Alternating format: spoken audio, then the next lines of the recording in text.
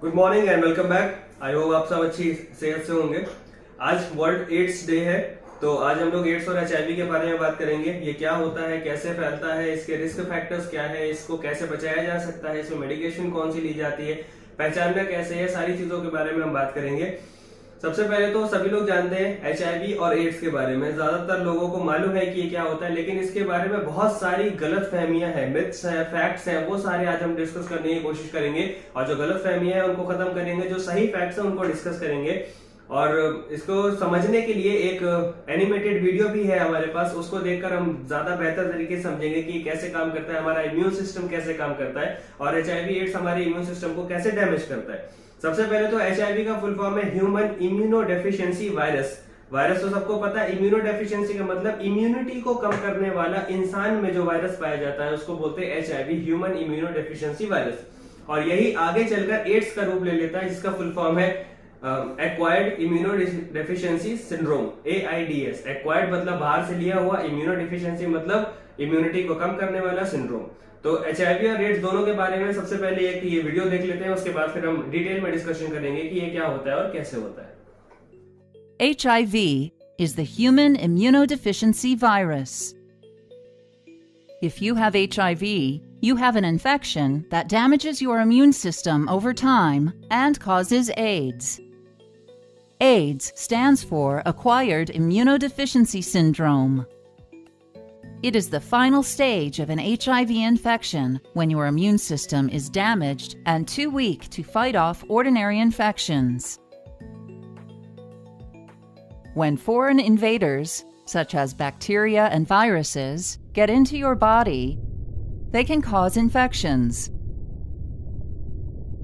These events activate your body's defenses. The white blood cells of your immune system are part of your body's defenses. One type of white blood cell, called helper T lymphocytes or helper T cells, strengthen your immune system's response to infection in two ways. First, helper T cells release chemicals that attract other white blood cells to the site of the infection.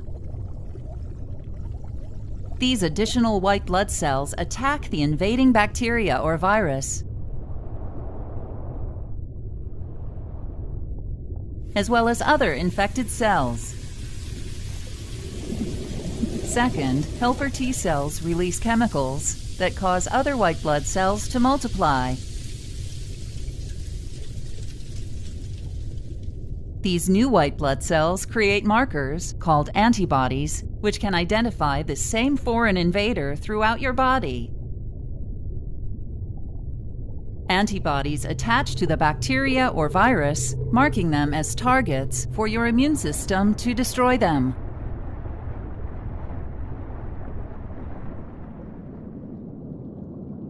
If you have HIV, it travels through your blood and other body fluids to infect and kill certain white blood cells.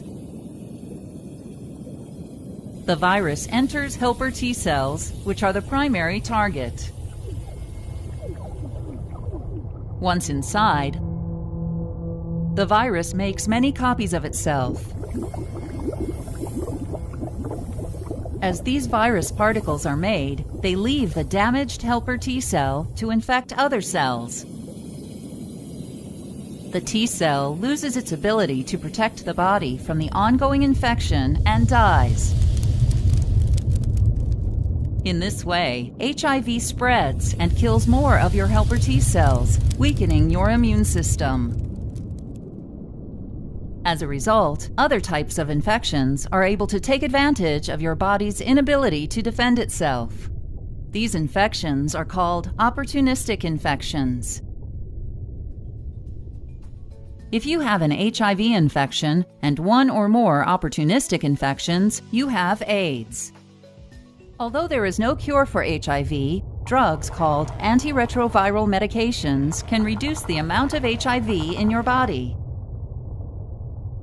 One class of antiretroviral medication, called entry or fusion inhibitors, disrupts the HIV infection process by preventing the virus from attaching to your cells. Other classes of antiretroviral medications include reverse transcriptase inhibitors, protease inhibitors, and integrase inhibitors. These drugs prevent the creation, assembly, and spread of new viruses.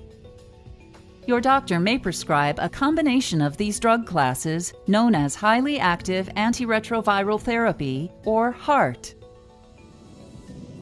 Antiretroviral medication doesn't completely remove HIV from your body, but slows it down enough to enable your immune system to fight infections.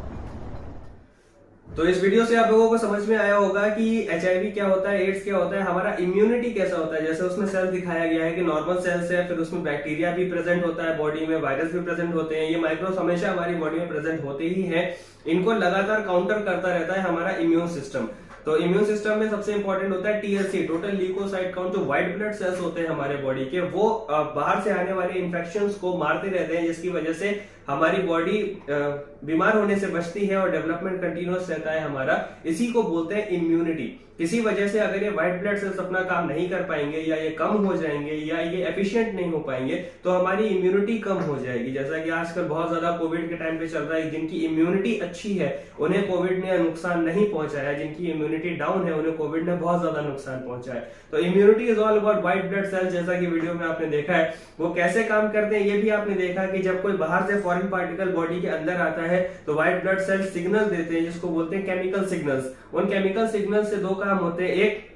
एक तो white blood cell बाकी divide होना शुरू हो जाते हैं। जितनी ज्यादा डिवाइड होंगे उतना ज्यादा वो और अच्छे से इस वायरस या बैक्टीरिया से लड़ पाएंगे। दूसरा, वो कुछ मेमोरी डाल देते हैं। मेमोरी मतलब जिसको एक्वायर्ड इम्यूनिटी बोलते हैं। जैसे हम वैक्सीनेशन करते हैं तो उसमें भी यही चीज होता है कि एक इम्यूनिटी हमारी जनरेट हो जाती है, जो हमारी बॉडी का इम्यून सिस्टम उसको याद कर लेता है कि इस चीज को ऐसे डील करना है। तो वो एक एक्वायर्ड इम्यूनिटी होती है। वो भी चीजें आपने इसमें देखी है। HIV में क्या होता है ये भी आपने देखा, जो हमारी इम्यूनिटी, जो हमारे सोल्जर्स हैं जो हमें लगातार बचाते रहते हैं, उन्हीं को मार दिया जाता है। तो हम लड़ नहीं पाएंगे। जब हम लड़ ही नहीं पाएंगे, छोटा सा बुखार भी हमारे लिए, छोटा सा जुकाम भी जानलेवा हो जाएगा। इसी वजह से एड्स खतरनाक होता है। नाउ हम डिस्कस कर लेते हैं कि एड्स फैलता कैसे, एड्स की शुरुआत कैसे हुई। इस पे रिसर्च चल रही है और फाइनलाइज डिसीजन नहीं है, इसलिए हम इस पे बात नहीं करेंगे। फिलहाल हम इस पे बात कर लेते हैं फैलता कैसे। मेनली ये 3 तरह से फैलता है। पहला, ब्लड कॉन्टैक्ट। अगर आप किसी पॉजिटिव पेशेंट के ब्लड से डायरेक्ट आपका ब्लड का कांटेक्ट हो जाता है तो ये आपको HIV एड्स दे सकता है। दूसरा, सेक्सुअल ट्रांसमिशन। अगर आप किसी पॉजिटिव HIV या एड्स के पॉजिटिव पेशेंट के साथ अनप्रोटेक्टेड सेक्सुअल कांटेक्ट में आते हैं तो आपको भी HIV ट्रांसमिट हो सकता है। तीसरा, प्रेगनेंसी के दौरान मदर से बेबी को हो सकता है। अगर मदर HIV पॉजिटिव है तो बेबी डिलीवर होने के टाइम वो भी HIV पॉजिटिव हो सकता है। ये 3 मोड ऑफ ट्रांसमिशन सबसे ज्यादा है। इसमें से सबसे ज्यादा अगर HIV ट्रांसमिट होता है तो आपको ये जानकर हैरानी होगी कि सेक्सुअल ट्रांसमिशन से नहीं होता। सबसे ज्यादा HIV का ट्रांसमिशन होता है इन्फेक्टेड नीडल से। एक पेशेंट की नीडल यूज करके दूसरे पेशेंट को नीडल यूज करा दिया गया, उसकी वजह से HIV का ट्रांसमिशन सबसे ज्यादा होता है। जो लोग ड्रग एडिक्टेड होते हैं वो लोग ड्रग्स लेते हैं और एक ही नीडल और एक ही सिरिंज को यूज करते हैं एक दूसरे को शेयर करने के लिए, उसकी वजह से HIV का ट्रांसमिशन सबसे ज्यादा है। हाईली परसेंटेज इसी का है।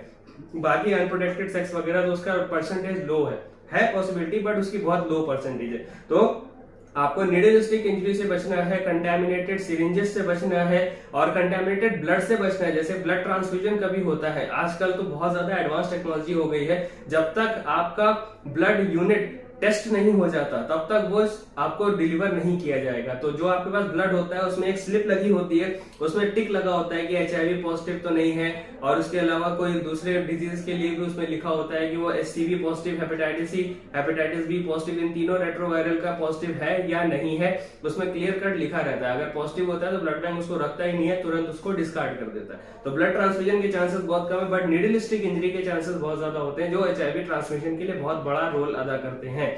नीडल स्टिक इंजरी पे एक स्पेशल वीडियो भी बनी हुई है, उसमें बहुत सारे लोगों के पूरे इंडिया से हमारे पास कॉन्टैक्ट्स आते हैं, कुछ क्वेश्चंस होते हैं, कुछ क्वेरी होती है। बहुत अच्छा लगता है कि आप लोग इसको सीरियस ले रहे हैं, for specially health care sector के लोग जो अभी तक इसको नेग्लेक्ट करते आ रहे थे, जिसकी वजह से बहुत सारी प्रॉब्लम्स हुई है। तो आई एम ग्लैड कि मेरी वीडियो से थोड़ा हेल्प हुआ आप लोगों को। इसमें भी आपको कुछ अगर क्वेश्चंस होते हैं तो आप लोग पूछ सकते हो कमेंट। हेल्थ सेक्टर में काम करने वालों के लिए बहुत जरूरी है कि वो नीडल स्टिक इंजरी से प्रोटेक्शन रखें और अपने आप को भी और पेशेंट्स को भी, दूसरे पेशेंट को इस चीजों से बहुत ज्यादा बचाएं। स्पेशली नीडल स्टिक इंजरी के सबसे ज्यादा केसेस क्योंकि हाउसकीपिंग स्टाफ में होते हैं, GDS स्टाफ में होते हैं, तो उसका खास ध्यान रखें। बाकी इन्फॉर्मेशन डिटेल वीडियो में है, उसमें बात कर लेते हैं। फिलहाल हम बात कर लेते हैं एचआईवी के ट्रांसमिशन के बारे में। हमने डिस्कस कर लिया कि 3 मोड्स ऑफ ट्रांसमिशन सबसे ज्यादा होते हैं, उसके अलावा बाकी ट्रांसमिशन है। कुछ एक मिथ है और एक फैक्ट है। मिथ ये है कि टैटू बनवाने से एचआईवी हो सकता है, और ये मिथ नहीं है, ये फैक्ट है, एक्चुअली फैक्ट है। कोई भी निडल जो आपके ब्लड के कांटेक्ट में आएगी वही दूसरे पेशेंट के ब्लड के कांटेक्ट में आएगी तो डेफिनेटली ब्लड का ट्रांसमिशन होगा।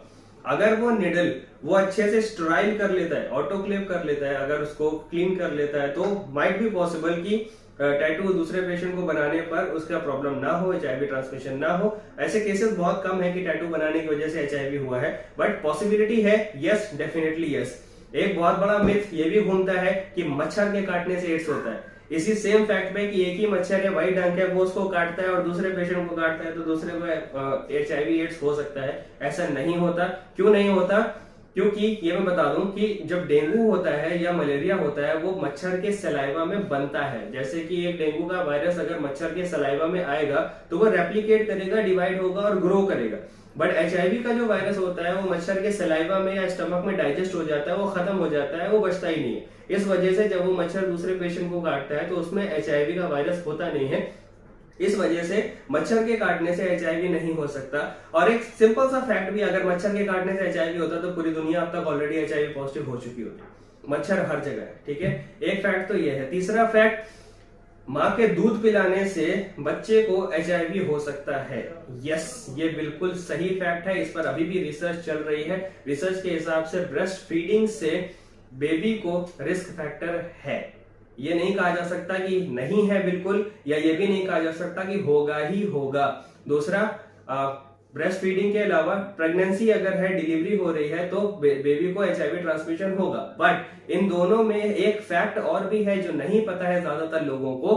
एचआईवी पॉजिटिव मदर का अगर प्रेगनेंसी के पहले ट्राइमेस्टर में, मतलब पहले 3 महीनों में आपको पता लग जाता है कि वो एचआईवी पॉजिटिव है, तो आप उसको एंटी रेट्रोवायरल थेरेपी देकर उसकी प्रेगनेंसी को जब आप डिलीवर कराते हो और डिलीवरी के बाद बच्चे को पहले 6 हफ्तों तक एंटी रेट्रोवायरल थेरेपी दे सकते हैं, तो उसके बाद उस बच्चे को एचआईवी कंटिन्यू होने के चांसेस 1% से भी कम हो जाते।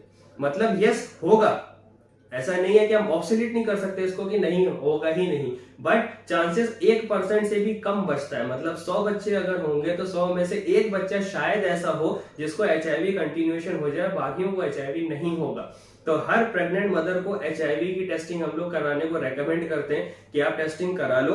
अगर है रेट्रोवायरल थेरेपी अपनी चला लो, डिलीवरी के बाद बेबी के चला लो, इंशाल्लाह बेबी को एचआईवी कंटिन्यूएशन नहीं होगा, ठीक है। तीसरी चीज, ब्रेस्ट फीडिंग। मेडिकल लाइन की जब हम बात करते हैं तो हमारे यहाँ डिसीजन कभी प्रॉफिट एंड लॉस पे नहीं होते। जैसे आप बिजनेस की बात करोगे तो हम कुछ करें या ना करें, प्रॉफिट एंड लॉस पे होता है। बट मेडिकल जब डिसीजन लिए जाते हैं तो वो रिस्क और बेनिफिट के बीच का डिस्टेंस, वो बैलेंस लिया जाता है।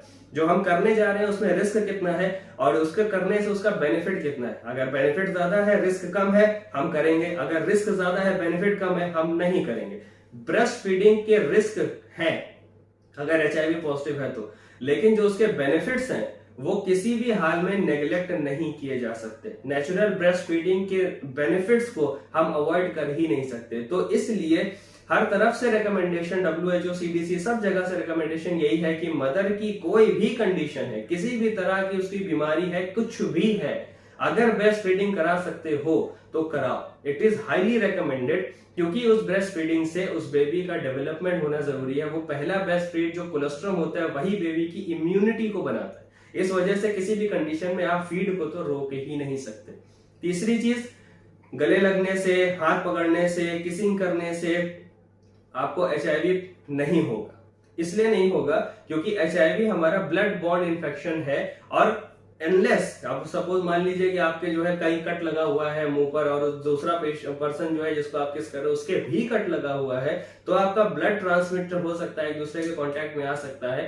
तो पॉसिबिलिटी है, बट ये पॉसिबिलिटी एक इंपॉर्टेंट फैक्ट और भी है कि बॉडी के हर तरह के फ्लूइड से एचआईवी ट्रांसमिट नहीं हो सकता। अगर आपको ये लगता है कि आपके सलाइवा से या आपके पसीने से एचआईवी ट्रांसमिट हो सकता है तो आप गलत है। ये बिल्कुल भी मिथ है, ये टोटली बिल्कुल फैक्ट है ही नहीं।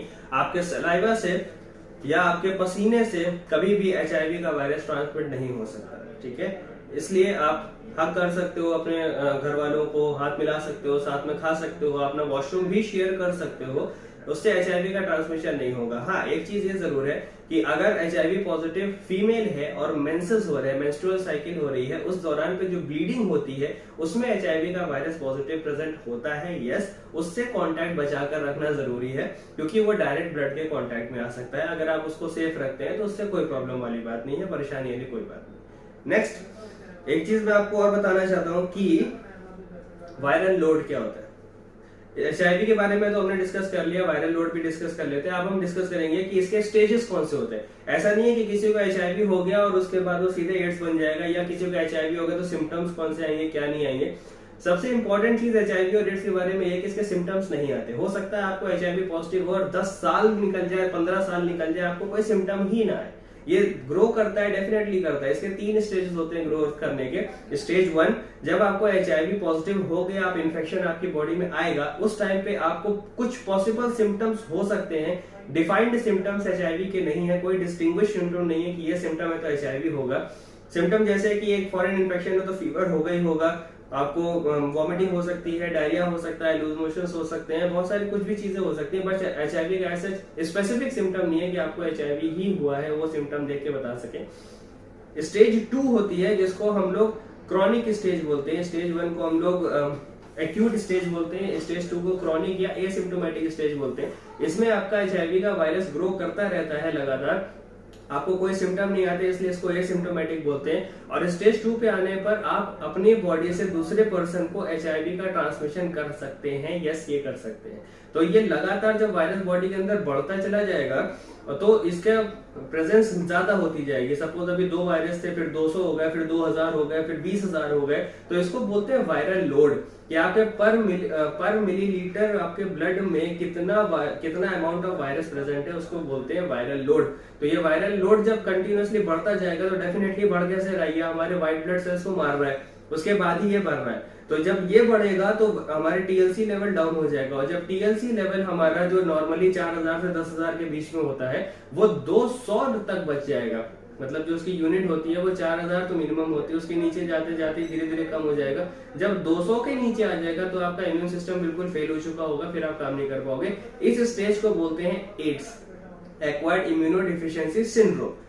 इस कंडीशन में आपके इम्यून सिस्टम बिल्कुल बेकार हो चुका होता है, वो किसी काम का नहीं होता। और इस कंडीशन में क्या होता है, जो छोटे मोटे अपॉर्चुनिटी इन्फेक्शंस हैं, मतलब जो अभी तक दबे हुए थे, जो हमारी जो व्हाइट ब्लड सेल्स की फौज थी वो लगातार उनसे लड़ रही थी, उनको दबा के रखे हुए थी, लेकिन वो कमजोर पड़ गई तो अभी अपने आप उठना शुरू हो गए, तो इनको बोलते हैं अपॉर्चुनिटी इन्फेक्शन।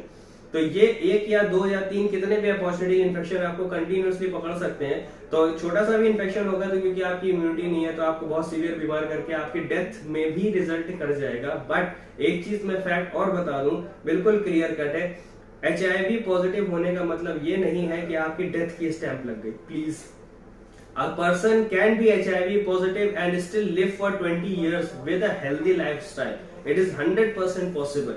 ठीक है ना, आपकी बॉडी में HIV पॉजिटिव आ गया आपका रिजल्ट, इसका मतलब ये नहीं कि आप मर ही जाओगे। जिंदगी और मौत सिर्फ ऊपर वाले के हाथ में। हमारा काम है उसको कोशिश करना, उसको बचा के रखना और कंटिन्यूएशन में रखना। ठीक है, ऐसे भी केसेस हैं जिसमें HIV पॉजिटिव के पेशेंट्स 15 साल 20 साल तक कंटिन्यू रहे हैं अपनी लाइफ में और अच्छी लाइफस्टाइल के साथ, अच्छी हेल्थ के साथ रहे हैं। करना क्या होता है, हमको आइडेंटिफाई करना होता है कि HIV पॉजिटिव हुआ है। उसके बाद हमें, जैसा कि आपने वीडियो में देखा था, हम एंटी रेट्रोवायरल थेरेपी और इम्यूनोथेरेपी चलाते हैं। जैसे कि हमारी इम्यूनिटी डाउन है तो हम इम्यूनोथेरेपी देंगे, हम बाहर से इम्यूनिटी देंगे, बाहर से एंटीबायोटिक्स देंगे जिससे कि जो सेकेंडरी इन्फेक्शन है वो सप्रेस हो सके। देन एंटी रेट्रोवायरल थेरेपी क्या करता है, आपके HIV के वायरस की ग्रोथ को बढ़ने से रोक देता है, खत्म नहीं करता। मैं बिल्कुल नहीं कहूंगा कि HIV पूरी तरह से खत्म किया जा सकता है, इसका कोई इलाज फिलहाल नहीं है, बट इसकी ग्रोथ को कंट्रोल किया जा सकता है, इसको कंटिन्यू होने से रोका जा सकता है जिससे कि आपको एक लंबी और अच्छी हेल्दी लाइफस्टाइल मिल सके। तो ये एंटी रेट्रोवायरल थेरेपी कैसे चलनी है, कौन सी चलनी है, वो डॉक्टर डिसाइड करेंगे डिपेंडिंग अपॉन योर कंडीशन, जिसमें आपके लगातार ब्लड टेस्ट भी होते हैं।